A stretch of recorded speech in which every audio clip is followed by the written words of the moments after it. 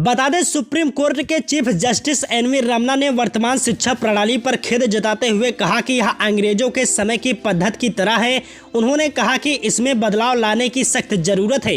तेजी से बढ़ रहे शिक्षा संस्थानों की वजह से वे अपनी प्रासंगिकता खोते जा रहे हैं। छात्रों को व्यवहारिक अनुभव प्रदान करने और वैज्ञानिक जांच और रिसर्च कल्चर को प्रोत्साहित करने की जरूरत है। सीजेआई एनवी रमना ने कहा कि शिक्षा का एक ऐसा मॉडल विकसित करना चाहिए जो छात्रों को वास्तविक जीवन की चुनौतियों का सामना करना सिखाए, न कि आज्ञाकारी कार्यबल की तरह वो सिर्फ काम करें।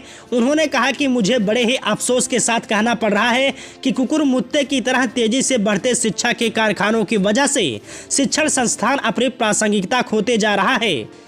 सीजेआई ने आचार्य नागार्जुन विश्वविद्यालय से डॉक्टरेट की मानद उपाधि प्राप्त करने के बाद दीक्षांत समारोह को संबोधित करते हुए ये बात कही।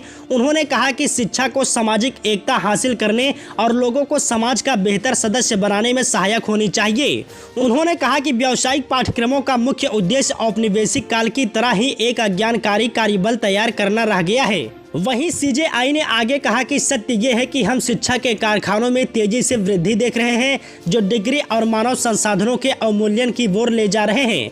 मुझे समझ नहीं आता है कि ये किसे या किस तरह दोष दें। सीजेआई ने शिक्षा व्यवस्था में बदलाव पर जोर देते हुए कहा कि यह देश में बदलाव का समय है। यूनिवर्सिटी अपने रिसर्च विंगों की सहायता से इसका समाधान खोजें। सरकार भी इसमें फंड देकर उनकी मदद करें।